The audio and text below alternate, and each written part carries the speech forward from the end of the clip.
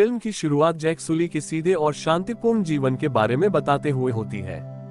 वह अपने परिवार के साथ पंडोरा में ओमेटिकेया जाति के मुखिया के रूप में रह रहे हैं। उनके और उनकी पत्नी नेतिरी के 5 बच्चे हैं, 2 बेटे नेतायम और लोक, उनकी बेटी तुक, गोद ली हुई बेटी किरी और स्पाइडर नाम का इंसानी लड़का।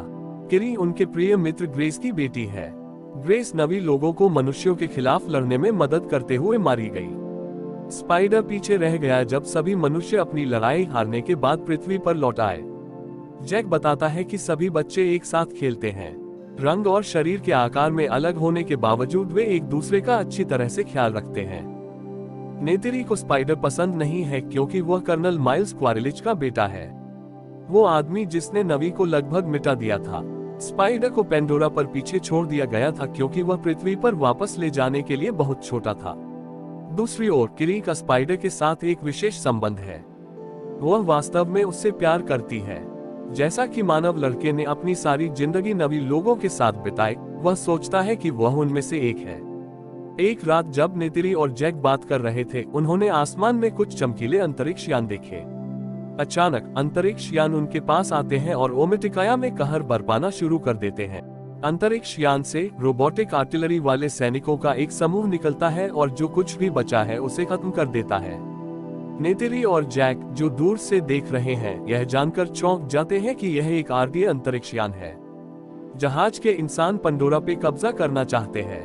उन्होंने एक और मुख्य ऑपरेटिंग स्टेशन बनाया है। जहाज पर मानव प्रयोगशालाओं में वैज्ञानिकों ने कर्नल का एक नवी क्लोन बनाया है। उन्हें उन यादों से भर दिया गया है जो उनकी मृत्यु से पहले जमा किए गए थे। इस वजह से कर्नल का क्लोन सब कुछ जानता है सिवाय इसके कि उन्हें किसने और कैसे मारा। वैज्ञानिकों ने कर्नल के साथ साथ अन्य सैनिकों के क्लोन भी बनाए हैं जो पंडोरा पर अपने पिछले हमले के दौरान मौजूद थे। इस कारण कर्नल और उसके लोग ओमेटिकेया और जैक को नष्ट करना चाहते हैं। इस बीच घुसपैठियों को भगाने के प्रयास में जैक नवी सेना के साथ आरडीए ट्रेन लाइनों की ओर जाता है। वह घुसपैठ करता है और इस हमले के दौरान गोला बारूद और खाद्य की चोरी करने में सफल होता है। उनका बेटा लोक उनके आदेशों को नहीं सुनाता और खुद को घायल कर लेता है। जैक उसे डांटता है और उसे यहाँ से और अधिक चौकना होने के लिए कहता है। दूसरी ओर कर्नल अपने वरिष्ठ जनरल एडमोर से मिलता है। उनसे उसे नवी के उड़ने वाले पंछी के बारे में बताया जिन्हें स्कोन्स कहा जाता है। वे अभी अपने हेलीकॉप्टरों पर हमला कर रहे हैं और उन्हें धीमा कर रहे हैं। यह सुनकर क्वार्च उस जंगल पर आक्रमण करने के लिए एक मास्टर प्लान बनाता है। जहां वे पहले लड़े थे, वह उनके बारे में जानकारी जुटाता है। जल्द ही वह अपने अन्य साथियों के साथ जंगल में पहुंच जाता है। दुर्भाग्य से जैक के बच्चे भी उसी जंगल में खेल रहे हैं। उसी समय कर्नल पिछले युद्ध के जगह को चारों ओर देखता है और अपने शरीर के साथ अपने रोबोटिक सूट को खोज लेता है। यह सब लोग द्वारा देखा जाता है और वह तुरंत अपने पिता को गले में एक आवाज ट्रांसमीटर की मदद से संपर्क करता है। जैक यह सुनता है और कहता देता है कि लोग उनसे दूर रहें और चुपचाप जगह छोड़ दें। वह और नेतिरी अपने बच्चों की सुरक्षा की जांच करने के लिए जंगल की ओर उड़ जाते हैं। अफसोस की बात है कि जब लोक और उसके भाई बहन भागने की कोशिश करते हैं तो उन्हें इंसानों द्वारा पकड़ लिया जाता है। कर्नल उनकी उंगलियों को करीब से देखता है और उसे पता चलता है कि वे उसके दुश्मन के बच्चे हैं। तभी नेतिरी और जैक वहां पहुंचते हैं और सैनिकों पर हमला कर देते हैं। वे अपने अधिकांश बच्चों को मुक्त करने में कामयाब रहे, लेकिन स्पाइडर दुर्भाग्य से मनुष्यों द्वारा छीन लिया गया है। बाद में जब कर्नल स्पाइडर से उसका नाम पूछता है तो वह जल्दी से समझ जाता है कि वह उसका बेटा है। ओमेटिकेया में वापस लौटकर जैक अपनी पत्नी से बात करता है और सुझाव देता है कि उन्हें जगह छोड़ देनी चाहिए। हमें पूर्वी समुद्र तट की ओर जाना चाहिए। उन्हें इस बात की चिंता है कि स्पाइडर कर्नल और उनके लोगों को अपना ठिकाना बता देगा। जैक नेतिरी से यह भी कहता है कि जब तक वह जाति के साथ रहेगा, मनुष्य उन पर हमला करते रहेंगे। जैक वही है जिसने कर्नल क्वार्च को पहले पर मारा था। नेतिरी अपने खूबसूरत घर को छोड़ना नहीं चाहती, लेकिन वह जानती है कि उसका पति जो कुछ भी कह रहा है वह सच है। इसलिए वह उसके साथ प्रवास करने के लिए सहमत हो जाती है। दूसरी ओर जनरल एडमोर स्पाइडर पर कुछ क्रूरता दिखाता है। वह उसे घूमने वाली मशीन में रखता है। वह लड़के से जानकारी निकालने की कोशिश करता है, लेकिन कोई फायदा नहीं हुआ। स्पाइडर अपने नवी माता पिता के प्रति बहुत वफादार है और कुछ बताएगा नहीं। हैरानी की बात यह है कि कर्नल अपने बेटे को इस अवस्था में नहीं देख सकता। तो वह मशीन को तुरंत बंद कर देता है। फिर वह जनरल के पास जाता है और उससे कहता है कि वह स्पाइडर को अपने तरीके से संभाल लेगा। बाद में वह लड़के से अलग कमरे में मिलता है और उसे विश्वास दिलाता है कि वह एक बुरा व्यक्ति नहीं है। वह यह भी खुलासा करता है कि वह उसे वापस पृथ्वी पर ले जाने के लिए यहाँ है। यह सुनकर स्पाइडर को अच्छा लगता है। स्पाइडर तब उसे वह जानकारी प्रदान करने के लिए सहमत होता है। अगले दृश्य में जैक और उसका पूरा परिवार अपने घर को छोड़कर अपने स्कोन्स पर उड़ जाता है। कुछ दिनों तक उड़ान भरने के बाद वे आखिरकार मेटकाइना नामक स्थान पर पहुंचे, जहां एक और नवी जाति के लोग रहते हैं।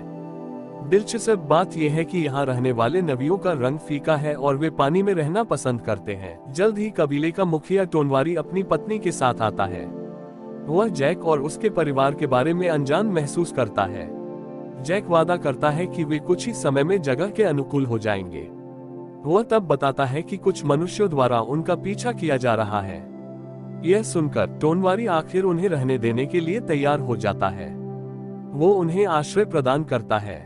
ये सुनकर बच्चे अपने नए दोस्तों को समुद्र में ले जाते हैं और उन्हें बातें सीखना शुरू करते हैं। इस बीच शरारती लोग एक समुद्री जीव से जुड़ने की कोशिश करता है, लेकिन नियंत्रण खो देता है और पानी में गिर जाता है। उसे देखकर टोनोवारी के बच्चे हंसने लगते हैं। जैसा कि यह सब हो रहा है, बेटी किरी को गहरे समुद्र के अंदर देखा जाता है। हैरानी की बात यह है कि वह जगह के लिए अच्छी तरह से अनुकूलित है। किरी कुछ समुद्री जीवों को भी नियंत्रित कर सकती है। अगले दिन जब किरी पानी के नीचे ध्यान कर रही होती है तो टोनोवारी के बेटे और उसके दोस्त उसके पास आते हैं और उसका मजाक बनाना शुरू कर देते हैं। वे उसे सनकी कहने लगते हैं। इस वजह से लोवाक आता है और अनंत को घूंसा मारता है। अनंत इसे चीर जाता है और अपनी टेक टेल से लड़ने लगता है। बाद में जब जैक को इस घटना के बारे में पता चलता है तो वह गुस्से में अपने बेटे को अनंत से माफी मांगने को कहता है, जैसा कि वह कबीले के नेता का बेटा है। मजबूरन से लोग उसे सॉरी कहता है। हालांकि अनंत उसे दूसरों के सामने माफ कर देता है, लेकिन अंदर ही अंदर वह अभी भी गुस्से में है। लोग को सबक सिखाने के लिए वह उसे तैरने के बहाने एक जगह ले जाता है। लोवाक पूरी तरह से बेखबर है कि इलाके में खतरनाक शिकारी है। थोड़ी देर बाद जब लोग मछली पकड़ रहा होता है तो एक बड़ा शिकारी उस पर तेजी से तैरता है। डरा हुआ लोवाक मदद के लिए चारों ओर देखता है, लेकिन किसी को खोजने में विफल रहता है। तभी पाइकन नाम का एक विशाल जीव बचाव के लिए आता है।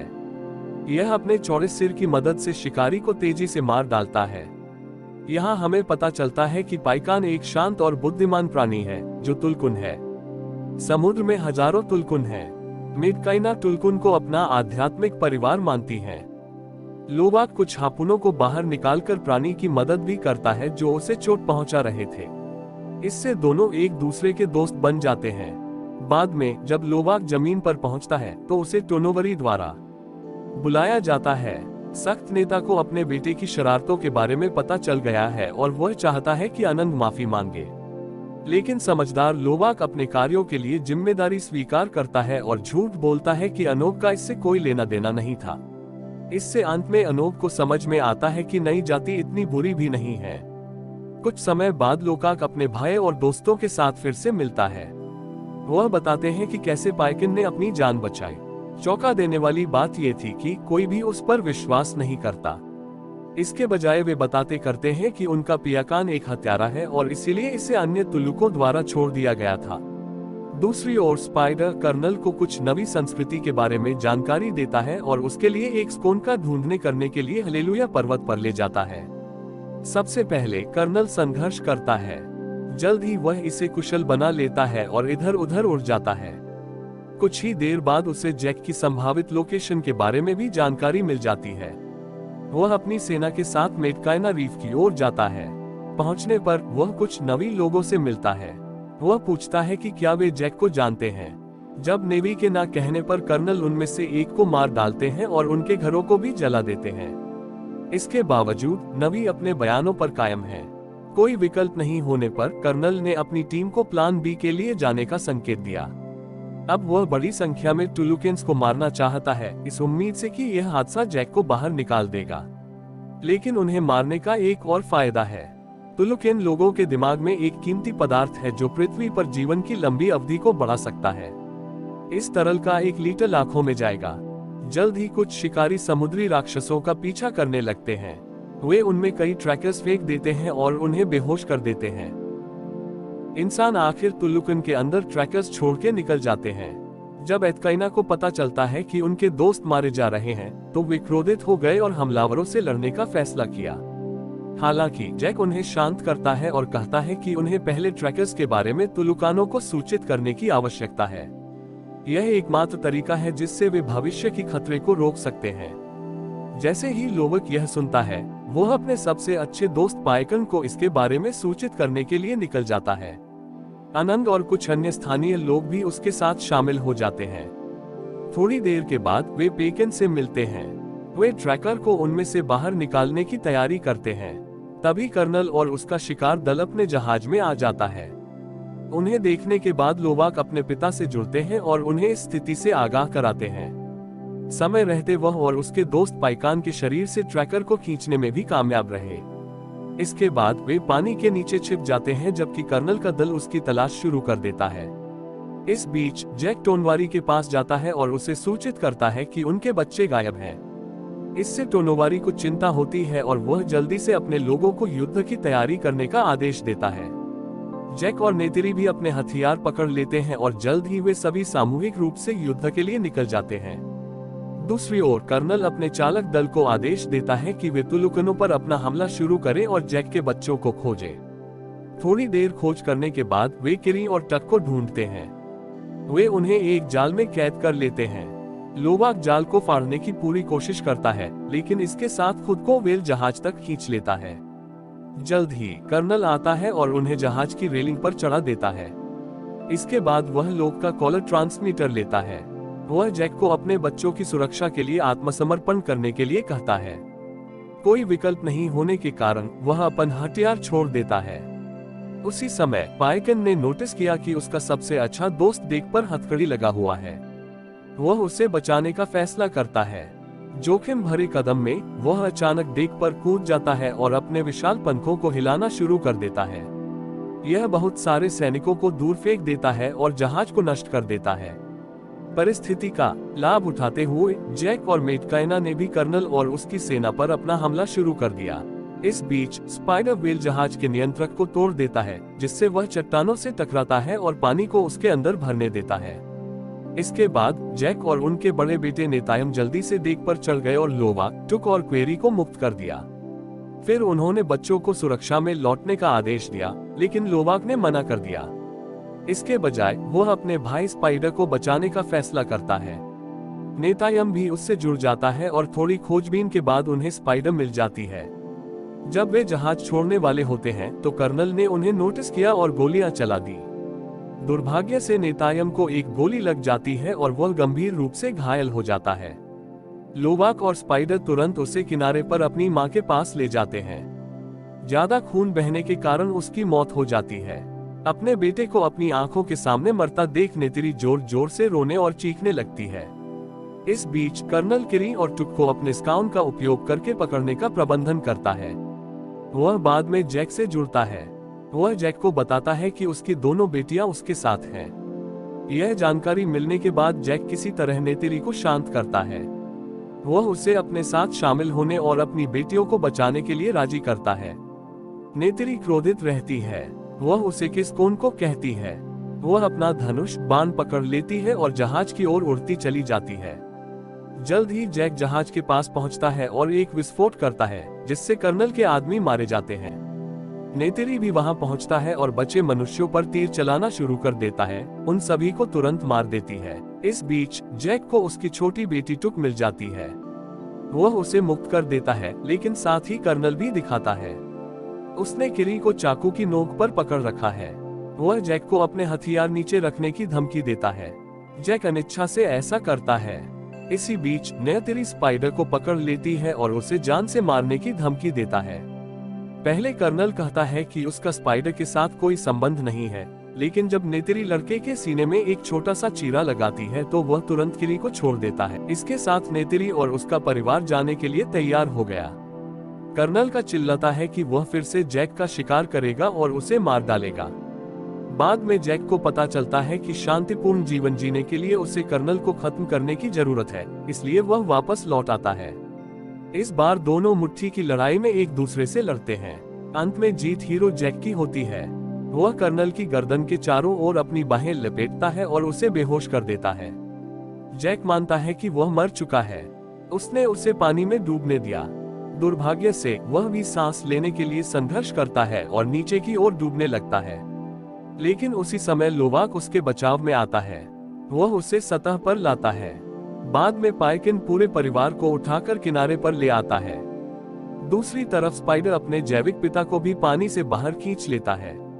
वह अपनी जान बचाता है, लेकिन जब कर्नल उसे अपने साथ जगह छोड़ने के लिए कहता है तो स्पाइडर मना कर देता है और अपने दत्तक परिवार में लौट आता है। अंतिम दृश्य में जैक का परिवार और पूरी मेटकाइना जाति नेतायम के शरीर को समुद्र के तल में दफना देती है। वहां रोशनी उसे अपने जैसे गले लगा लेती है। फिल्म के अंत में जैक अपने बड़े बेटे की यादों में खो जाता है। वो महसूस करता है कि उसका बेटा अपने देवताओं के साथ स्वर्ग में है।